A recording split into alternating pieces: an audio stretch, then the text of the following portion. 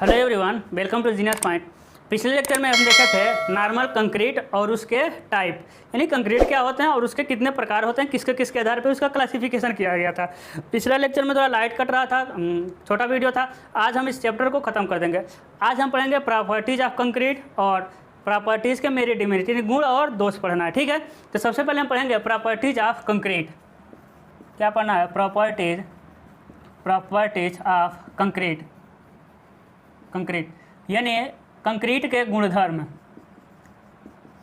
Concrete के गुणधर्म, ठीक है ना। क्या समझना है हमको? कंक्रीट के कौन कौन से आपके गुणधर्म हैं।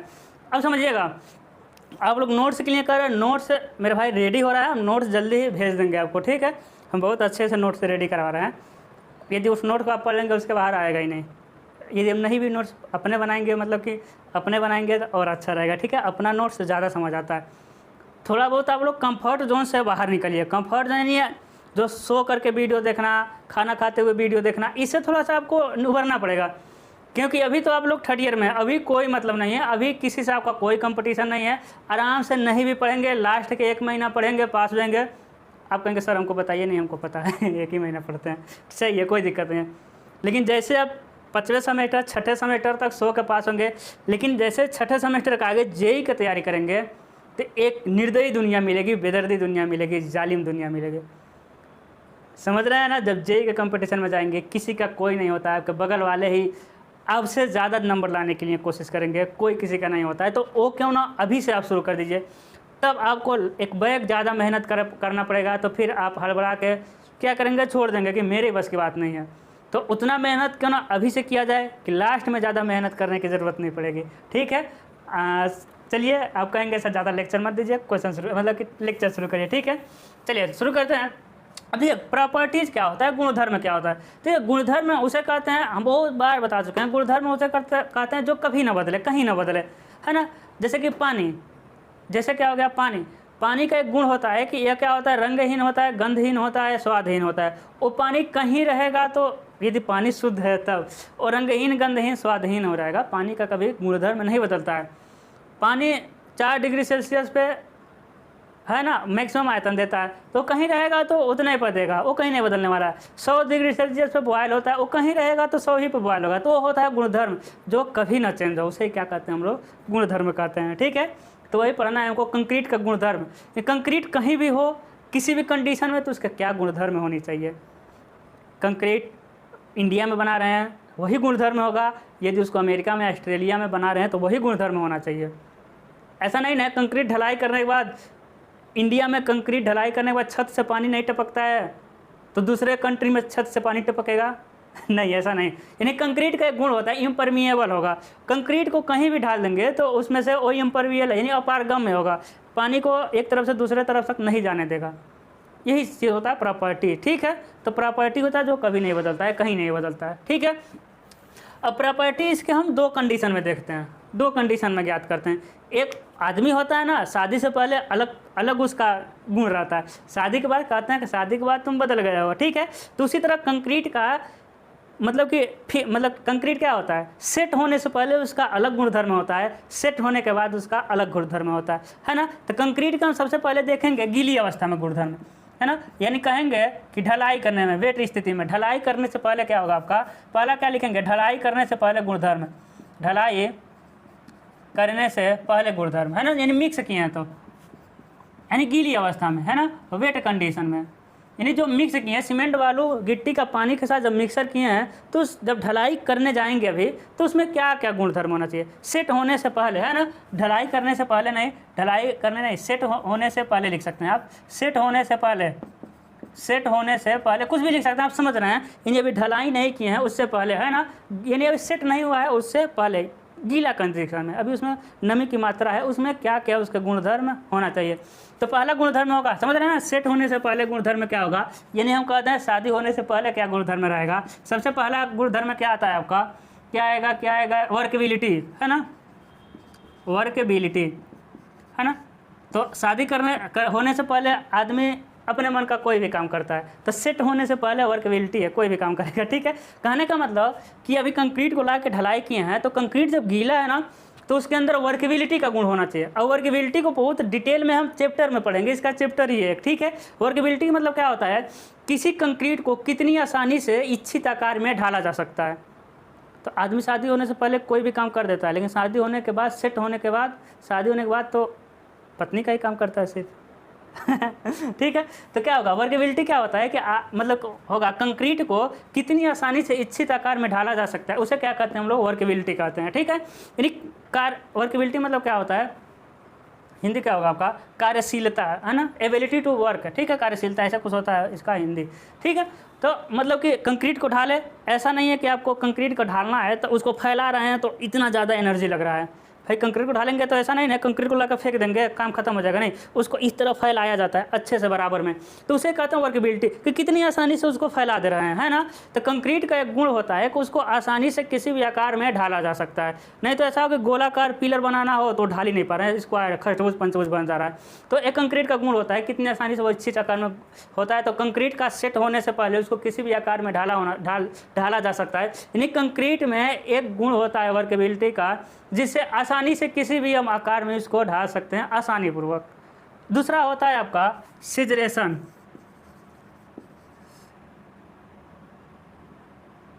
है ना, इसका होता है आपका निश्रवण। अब देखिएगा क्या होता है आपका, निश्रवण होता है, सेग्रीगेशन होता है, स्पेलिंग में हम गलत लिखे, ठीक है, निश्रवण होगा, स्पेलिंग गलत है, ठीक है। अब समझिएगा निश्रवण क्या होता है, कंक्रीट, अब सीमेंट बालू गिट्टी ले लीजिए कढ़ाई में सीमेंट बालू गिट्टी पानी के साथ ले लीजिए, और ऐसा करेंगे तो उसमें क्या होगा, देखेंगे पानी ऊपर आ जाएगा, देखें ना, ऐसा खूब हिलाएंगे तो क्या देखेंगे, उसमें से पानी पतला जो छोटा रहेगा ऊपर आ जाएगा और नीचे गिट्टी बढ़ जाएगा, ठीक है। तो उसे कहते हैं हम लोग ब्लीडिंग,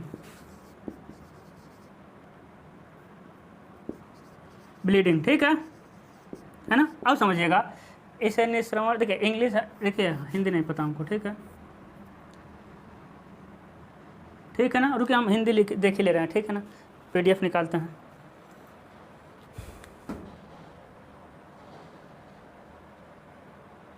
पृथक्करण निश्रवण, हाँ इसे होता है पृथक्करण निश्रवण, देखिएगा इसे हम कहते हैं पृथक्करण, इसे क्या कहते हैं, निश्रवण, ठीक है। अब देखिएगा पृथक्करण किसे कहते हैं, जब कंक्रीट में से, देखिएगा जब कंक्रीट में से जब मोटे मोटे कण क्या होंगे, आपके गिट्टी होंगे, जब कंक्रीट में से गिट्टी वाले यानी मोटे कण कोर सेग्रीगेट कर सकते हैं, जब कंक्रीट में से कोर सेग्रीगेट ऊपर आ जाते हैं तथा छोटे कण नीचे चले जाते हैं, तो उसे उस प्रक्रिया को यानी उस कंडीशन को हम क्या कहते हैं, पृथक्करण, सेग्रीगेशन। और जब कंक्रीट में से पानी के साथ साथ जब पानी ऊपर आएगा तो उसके साथ सीमेंट बालू भी आ जाएगा, ठीक है।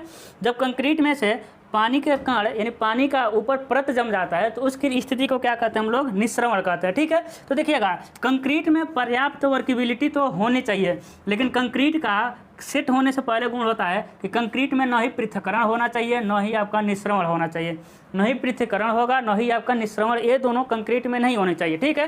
यानी समझिएगा वर्केबिलिटी क्या होगा कि कंक्रीट को कितनी आसानी से अपने इच्छित आकार में डाला जा सकता है, इसे कहते हैं वर्केबिलिटी।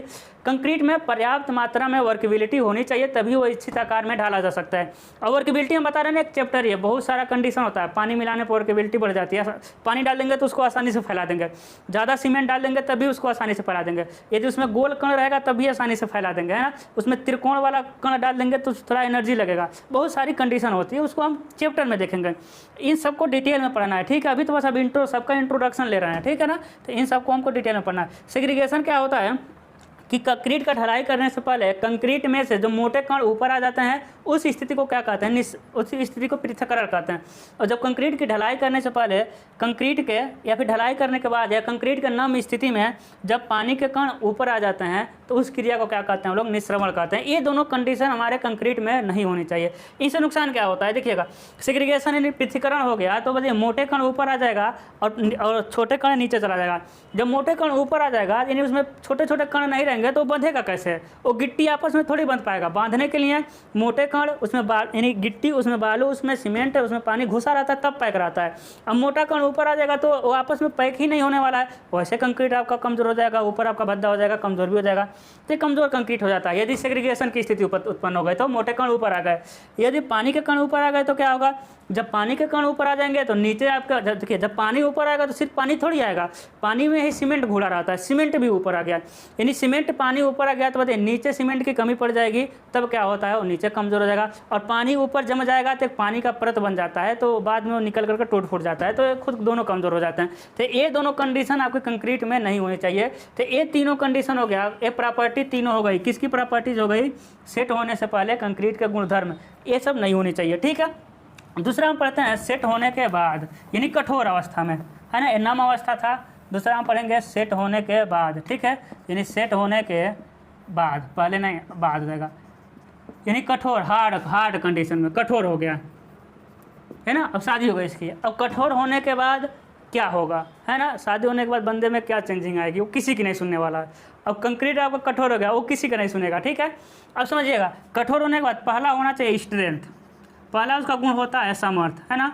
अब ऐसा ना हो कि कंक्रीट कठोर हो जाए और उसके अंदर सामर्थ्य ही ना हो, कोई मतलब है, कोई मतलब ही नहीं है ना। तो कंक्रीट में पर्याप्त सामर्थ्य, कौन सा सामर्थ्य, संपीड़न सामर्थ्य, कंक्रीट में पर्याप्त मात्रा में संपीड़न सामर्थ्य होनी चाहिए। बताइए संपीड़न सामर्थ्य रहेगा कि नहीं रहेगा, है ना। तो कंक्रीट को में पर्याप्त मात्रा में संपीड़न सामर्थ्य होनी चाहिए। यदि संपीड़न सामर्थ्य की मात्रा कम है तो आपका कोई ना कोई दिक्कत है, आपका सीमेंट खराब है, बालू खराब है, गिट्टी खराब है, पानी खराब है, कुछ ना कुछ दिक्कत है। तो कंक्रीट सेट होने के बाद पर्याप्त मात्रा में सामर्थ्य होना चाहिए। दूसरा होता है आपका इम्परमिएबल,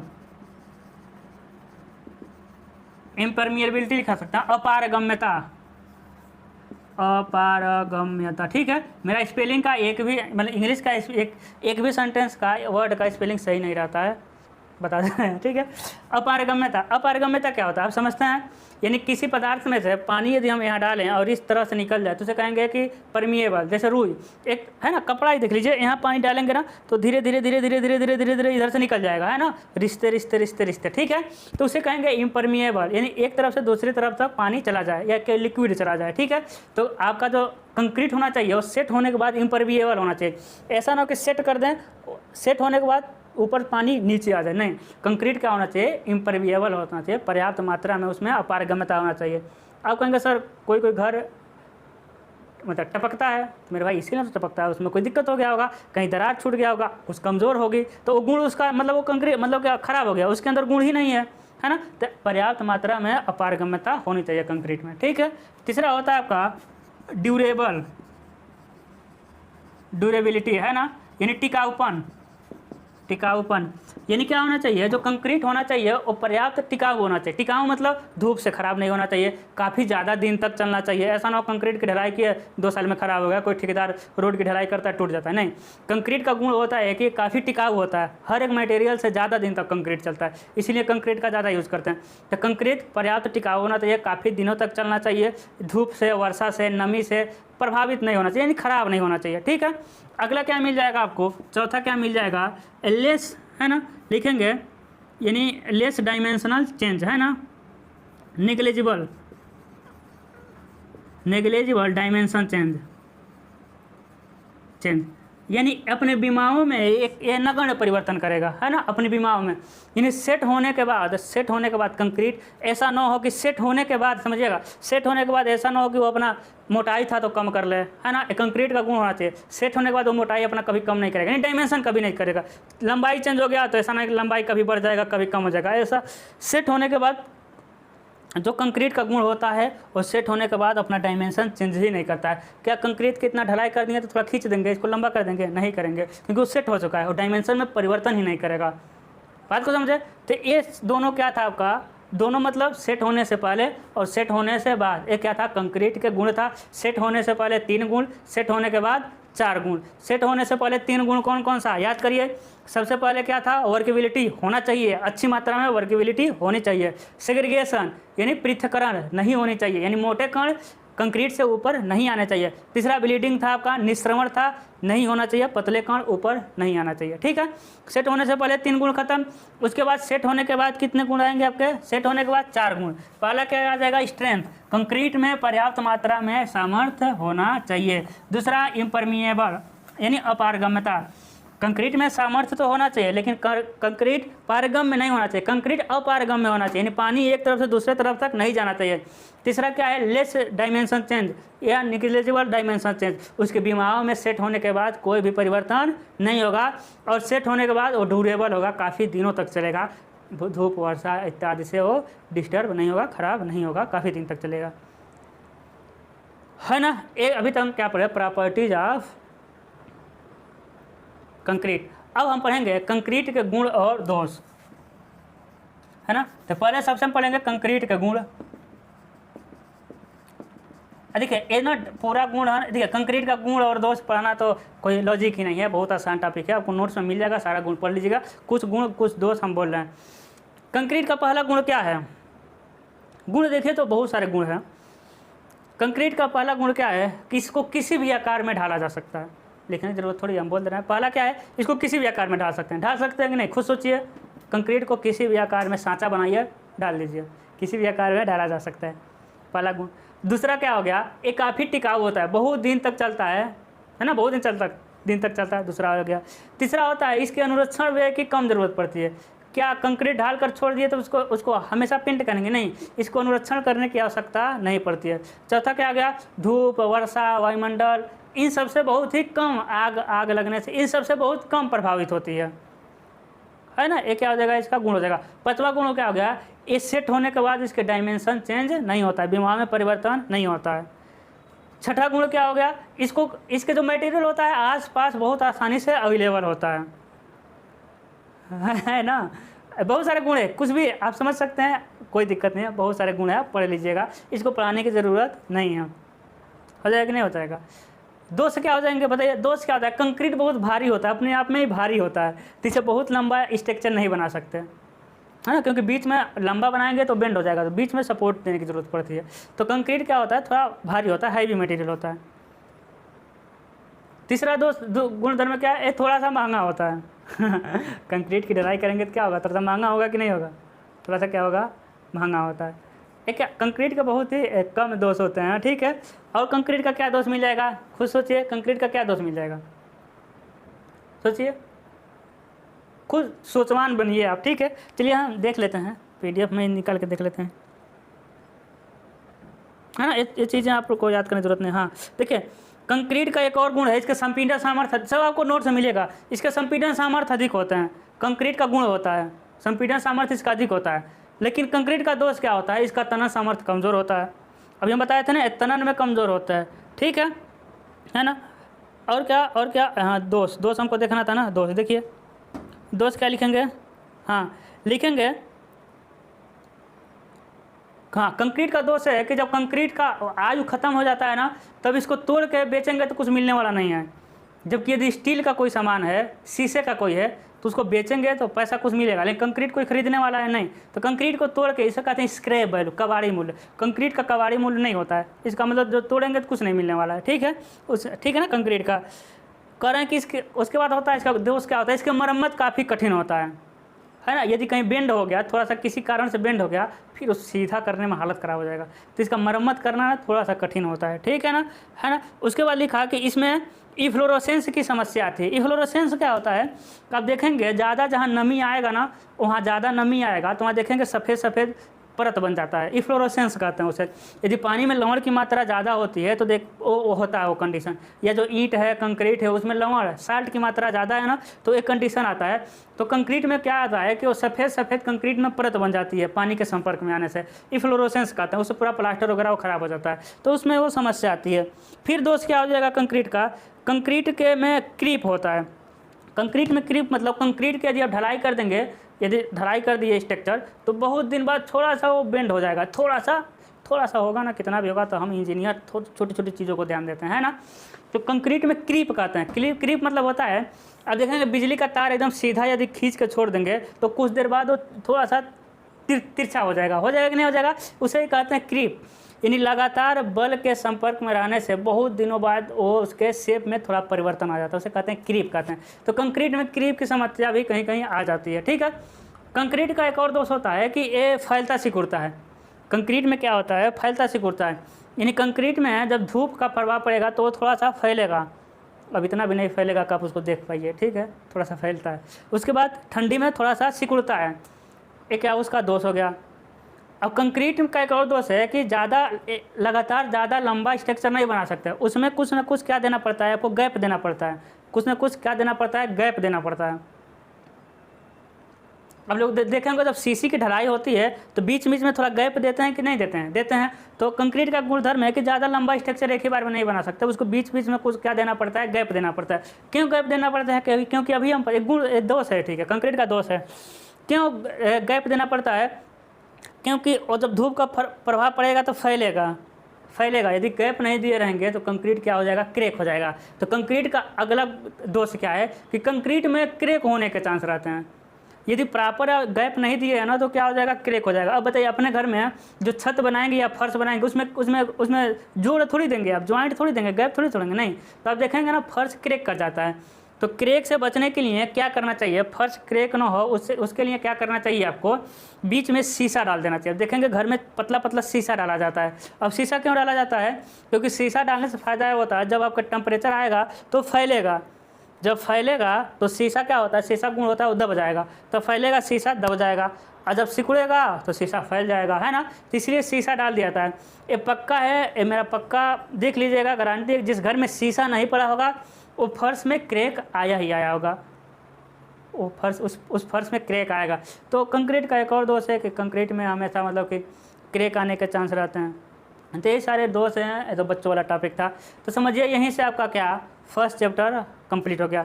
और चैप्टर में के अंदर एक ग्रेडिंग के बारे में दिया, कंक्रीट के ग्रेड क्या होते हैं, ठीक है।